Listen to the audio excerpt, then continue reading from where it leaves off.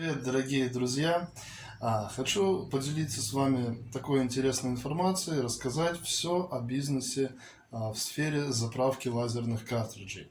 На этом я заработал очень хорошие деньги в свое время. Конечно, надо говорить обо всем постепенно. Я хочу вам рассказать, какие инструменты нужны для того, чтобы начать этот бизнес.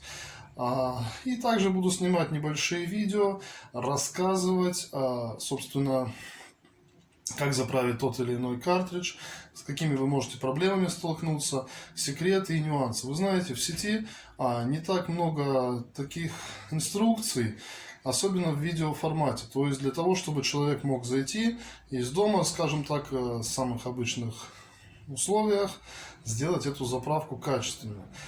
Постараюсь это все комментировать. Конечно, опыт небольшой, но покажу, как это все делал я. Учился я на заправщика картриджа, работал заправщиком около 3 лет, даже, наверное, немножко больше. После чего я уже открыл свою фирму и работал на себя уже, то есть и был как директором фирмы, заправлял картриджи, то есть опыт уже большой. Наверное, около 6 или 7 лет моей жизни я уделил картриджам. Буду рассказывать, дорогие гости, снимать. Конечно, ставьте лайки, комментируйтесь, подписывайтесь на мой канал. Ставлю это видео в канале. В общем, если займет много лайков, просмотров, будет интересно, создам отдельный канал, где уже буду как раз таки только заниматься разбором заправки, картриджей и принтеров. Ну что, поехали! Итак, дорогие гости, продолжаем рассказ. Хочу вам показать свой рабочий мастер-кейс. Инструменты, с которыми я прошел около 6 лет. Кейс довольно большой. Все здесь уже подобрано, скажем так, для комфортной работы.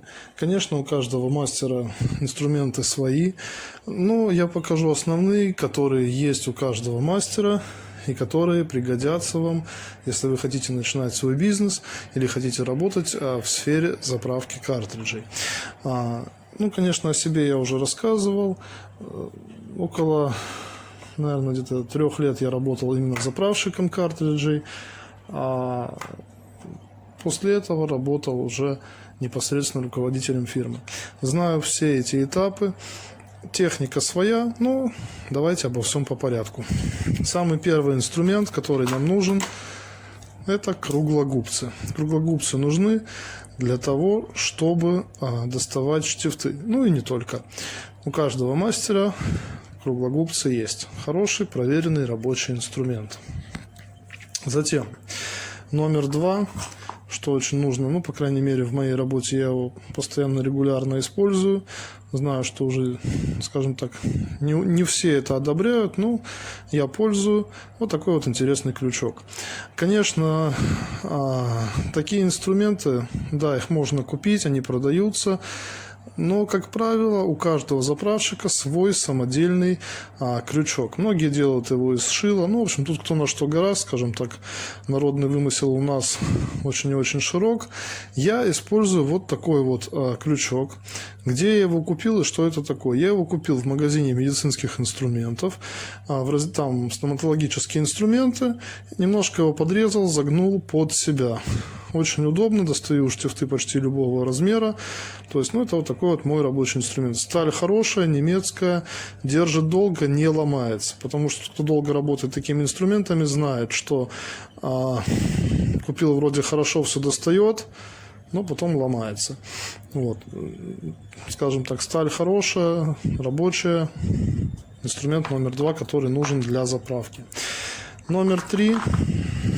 И завершающий, наверное, самый основной список, это самая простая отверточка. Я пользуюсь такой отверткой уже очень давно, к ней я привык. Единственное различие в том, что я ее проработал тоже под себя, бока немножечко подпилил и подзаточил. То есть вот этой отверткой я могу делать почти все операции по разбору картриджа и по сбору картриджа обратно. Она может заменять почти все инструменты. Вот это вот 3 инструмента, которые, как я считаю, это самое основное. Ну, понятно, что отдельно там еще будет ткань, ветошь для протирки, там спреи, жидкости и так далее. Но вот 3 инструмента, без которых картридж разобрать очень сложно. Что касается также дополнительных инструментов, конечно, канцелярский нож понадобится. Я вот использую иногда, бывает, также щипчики. В основном эти щипчики, как ни странно, я использую в тех случаях при разборке принтера или какого-то там сильно хитрого картриджа, когда шестеренка попадает внутрь, ну вдруг там что-то случается, как-то там стоят валы не так, шестеренка падает, и достать шестеренку больше мне эти щипцы, еще бывает еще вот эти вот щипцы я использую для регулировки зазора между дозирующим отверстием и дозирующим лезвием, простите, и, собственно, корпусом картриджа. Ну, это когда заправляют цветные картриджи. У меня, конечно, есть толщинометр. Ну, вот, с одной стороны толщинометр, с другой щипчики, и, в принципе, картриджи хорошо заправляются. Ну, и также еще 2 инструмента. Это, скажем, уже из жидки прошлого, но они мне нужны. Такая вот небольшая линейная отверточка и молоток. Да, не удивляйтесь, именно молоточек. Для чего это нужно? Чтобы доставать штифты из некоторых моделей картриджей. Но о них я вам подробнее расскажу. Да, есть такие модели, где вам это понадобится. То есть поставил. Все очень просто.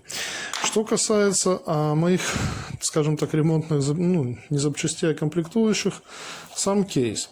Что я держу в кейсе? Самое первое, самое важное, что я хочу показать, это отвертка. Давайте сравним.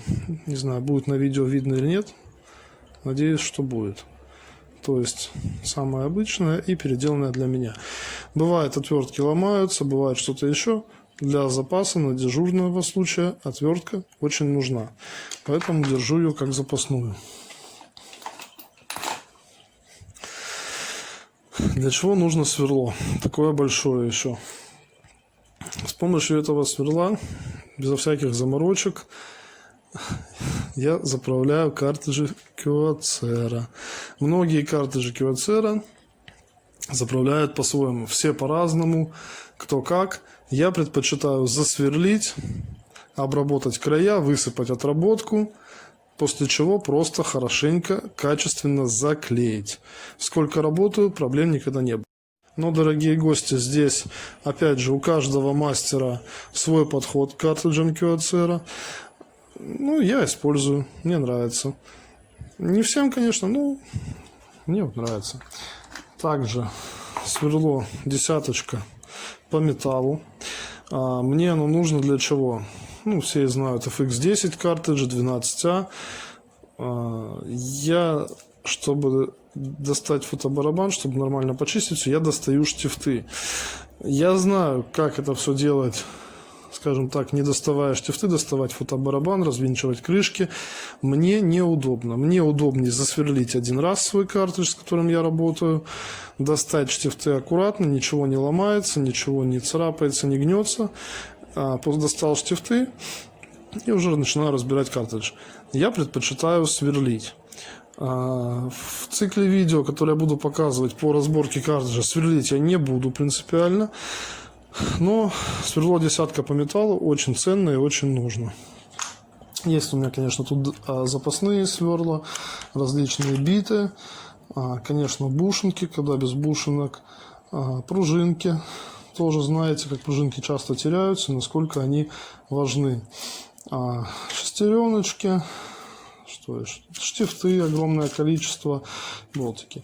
В принципе, конечно, собирал я этот кейс не 1 год. Постарался все как бы сделать для себя. Но тут, вы знаете, опять же, кому как удобнее работать. Кто-то держит все запчасти навалом в одной коробке и потом начинает все перебирать, высыпать. Ну, тут у каждого свое, как бы свой подход. Я работаю вот примерно с таким набором инструментов. Конечно, если мы говорим с вами о профессиональной заправке, обязательно пылесос, конечно, люблю работать на профессиональных станциях. Но так как видео будет сниматься про, в основном, все мои заправку картриджей в домашних условиях, то вот этого набора хватит вполне для заправки картриджей. Дорогие гости, ну на этом я с вами прощаюсь. Спасибо за внимание. Встретимся в новых выпусках. До новых встреч.